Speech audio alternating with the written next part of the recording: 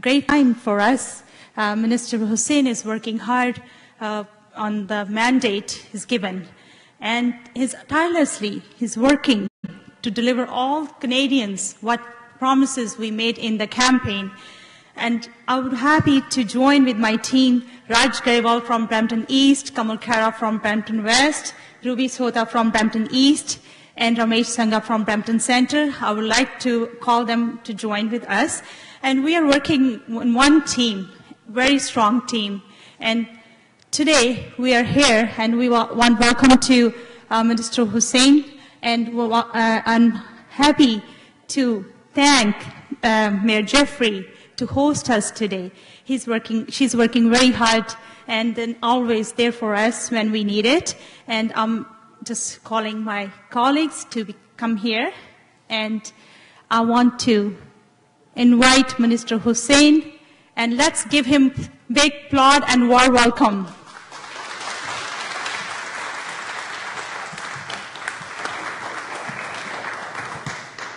Thank you very much. I'd like to begin by saying bon matin, merci. It's great to be back in Brampton. This is my third time as minister coming back to Brampton. I'm very pleased to be joined by my colleagues, Ramesh Sangha, Ruby Sahota, Kamal Khera, Sonia Sidhu, and Raj Grewal. It's also an opportunity for us to be in the presence of her worship, Mayor Linda Jeffrey, who's a personal friend. It's great to be back in Brampton. This is a great community. When I look at this City Hall, I'm reminded of the importance of civic institutions like this one to communities, and this is a space that is a symbol of civic life in Brampton.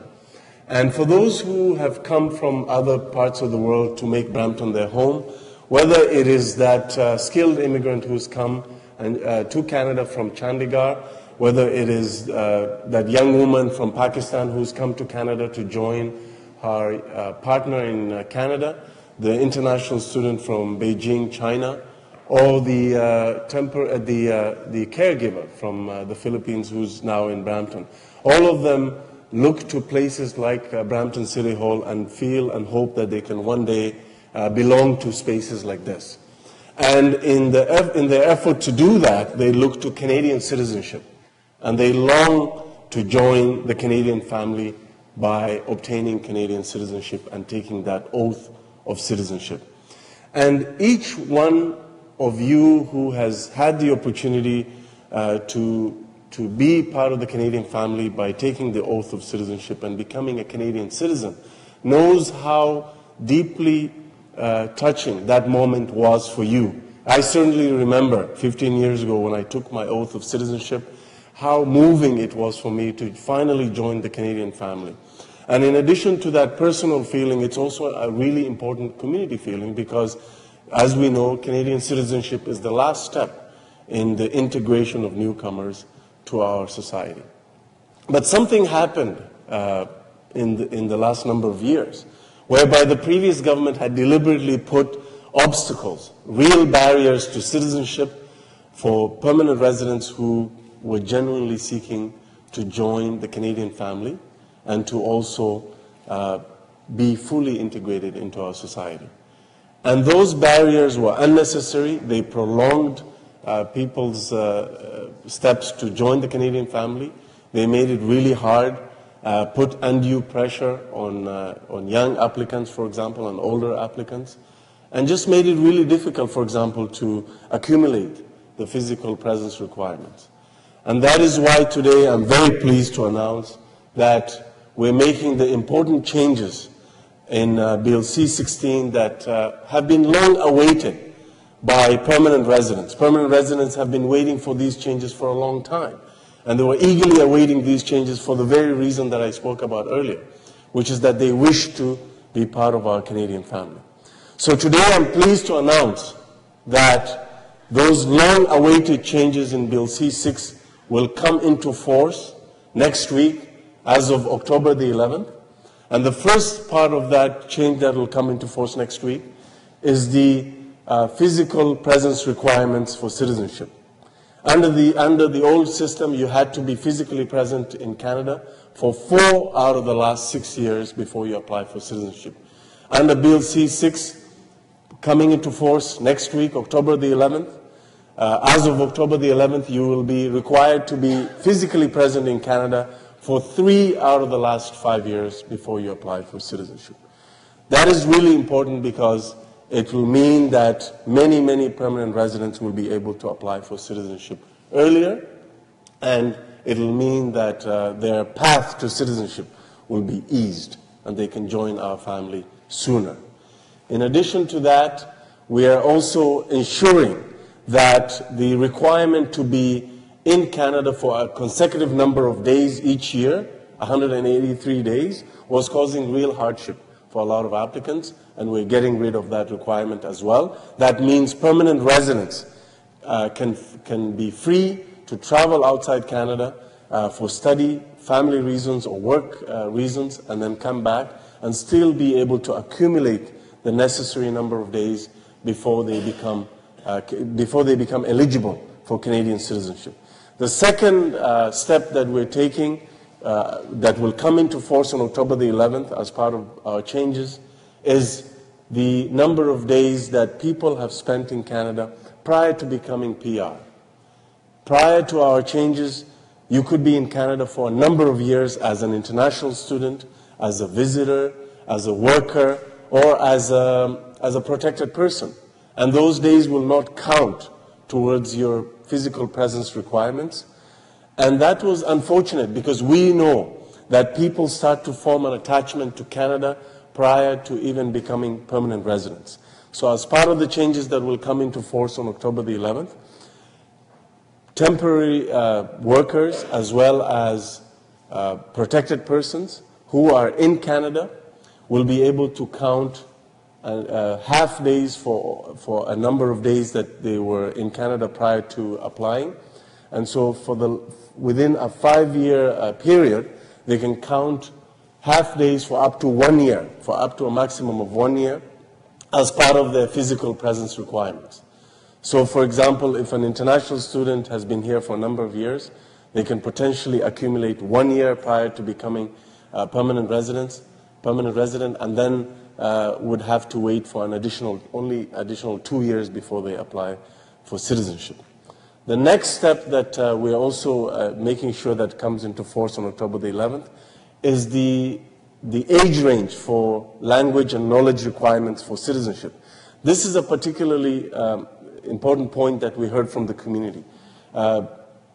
Children under 18 years of age faced undue pressure to take the citizenship test. And this was a problem because in addition to studying for the citizenship test, they had to also study for their regular school exams. We didn't feel that this was a reasonable requirement to place on these young potential Canadians. And as such, we're getting rid of that requirement and making sure that we return the age range for knowledge and language requirements back to 18 years to 54 years of age. Older Canadians who are older than 54 years of age will also not have to demonstrate language knowledge and also requirement for the citizenship test. Finally, you have to file Canadian income taxes for the last 3 years out of the last 5 years, which matches the new physical presence requirements. This is to put that requirement in line with the new physical presence requirements that's coming into force on October the 11th. And so that's another change that we're making. So ladies and gentlemen, the whole point of these changes is to make sure that the unnecessary barriers and obstacles that were put in place on the path to citizenship for permanent residents is removed. We want all permanent residents in Canada to become Canadian citizens. That's our wish because we value Canadian citizenship. We understand that we are a community that continues to welcome people from all over the world. We understand the importance and the positive role that immigrants play in our economy, in our society, and in our cultural life. And as such, we want all permanent residents to eventually join the Canadian family. And we have a responsibility to ease their path to Canadian citizenship. Canadian citizenship is not only meaningful to those individuals. It's also important to us as a government because we realize that obtaining citizenship is the last but most crucial step in integration. And as a country that's committed to the settlement and integration of newcomers successfully so that they can restart their lives and make contributions to our society, we have to ensure that we ease the path to citizenship for permanent residents. And that is why with these changes, with the ease of the physical presence requirements, for example, and the flexibility that we are introducing to those requirements means that permanent residents will be able to apply for citizenship sooner, but they'll also be able to have the flexibility to do so, because some of those barriers were making it virtually impossible to accumulate that time. And I know for a fact that a lot of permanent residents have been eagerly waiting for these changes. That is why I'm very proud to join my colleagues today to deliver on a key campaign commitment, because Bill C-6 was central to our campaign plank, which is about integrating newcomers, making sure that we ease the path to citizenship and remove those unnecessary barriers that were put in place by the previous government. Thank you very much. Merci beaucoup.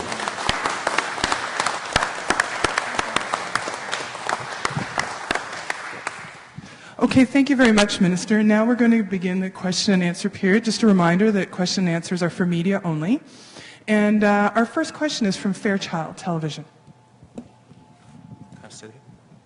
Hello, Minister Hussein. I have a question related to the current recent news, and it's about there has been report that the suspect of the terror attack in Edmonton, and he has been deported from the U.S. government, and he entered Canada to apply for refugee. Do you have knowledge about this, and what's your reaction? What I can confirm to you is that the individual came to Canada, to our border in 2012. He came to an official port of entry. He requested asylum from Canada. He went through the regular process at that time, and he was granted refugee status later that year. Details I will not comment on, because this is an active and ongoing investigation, and I want to make sure that we let the professionals do their work. Thank you. Thank you. Minister, our next question is from the Canadian Press, and it's over here. Thank you, sir. Can you confirm whether he came directly from the U.S. and at which port of entry? Can you confirm anything about that? I can confirm to you that he came to an official port of entry, claimed asylum, went through the process, and was granted asylum later in 2012. Are you worried about any blowback for the Somali community as a result of this? We always make sure that communities are resilient. Our policy as a government has always been to make sure that we the resilience of communities, and that is why we invest heavily in making sure that communities feel welcome in our country, that they feel included in our social and political life. And that is the whole approach that we've had across our government in various departments. Minister, the next question is from the CBC, but before we continue, I just want to remind colleagues that we're going to go one question each outlet to start, okay? Hello, Minister. I understand that the situation with the Edmonton suspect is under investigation, but what is the government's official position on somebody who has a deportation order from the United States and is claiming refugee status in Canada?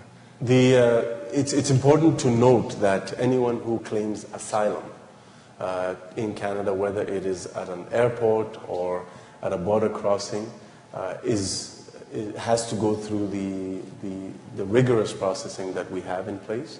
Once they're deemed to be eligible to even make a refugee claim, because not everyone is eligible to make a claim, but once they're deemed eligible to make a claim, they are referred to the arm's length independent adjudicatory body known as the Immigration and Refugee Board.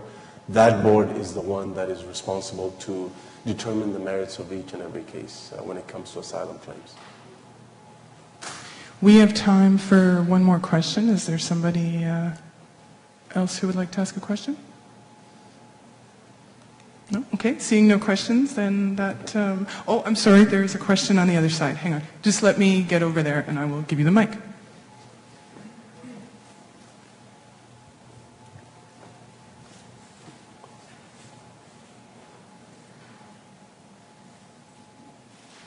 Thank you. Thank you for your patience. Can you say the name of your outlet, please?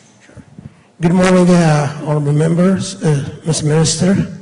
My name is Ziad Malawi. I'm the president of the Jordanian Canadian Society. And as you know, Jordan has been hosting millions of refugees from neighboring countries. And as a result, it created a lot of hardship on Jordan. Some Jordanian Canadian here would like to sponsor their own Jordanians here, and there is a backlog of 2 more years or more, and we have a few more cases here. I'm sure it happens with other people, but is the minister intending with the new process to hire more people to expedite the backlog cases of the sponsorship who are coming here to work legally and produce to this country and pay taxes, not burden on the taxpayers or the government, rather on the sponsorship? Okay, good question. Private sponsorship of refugees is a really great program that is very unique to Canada. No other country in the world sponsors refugees privately and harnesses the power of individuals to do so. We've been a model to the world, and now actually other countries are studying how our model has worked for over 4 decades. And in fact, the United Kingdom has now adopted a version of the Canadian program, which they're calling the UK Community Sponsorship Program. Our government, when we came in, we inherited a very large backlog that was irresponsibly left to grow by the previous government. We've taken the approach that, in consultation with the SAR Council, to make sure that we increase the number of spots available for private sponsorship. And for the first time in modern Canadian immigration history, the number of allocations this year for private sponsored refugees is actually larger than the government sponsored refugees. We've almost quadrupled the number available compared to the previous government. So we're doing what we can.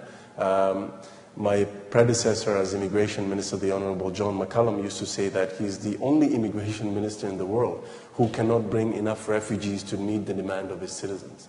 So that's actually a good problem to have. It shows the amazing generosity and the depth of feeling about this issue with the Canadian public. And we've tried to meet that demand by almost quadrupling the numbers. If there is a sense and a desire to do more, we will certainly listen to that desire. And that is why I've been moving around the country consulting with various stakeholders on this and other issues with respect to immigration and refugee policy since April this year. And I hear this sentiment all the time, and we'll see what we can do with respect to that. Thank you. Thank you very much, Minister. That concludes our question and answers for today. Okay. Thank you. Thank you. Thank you, everyone.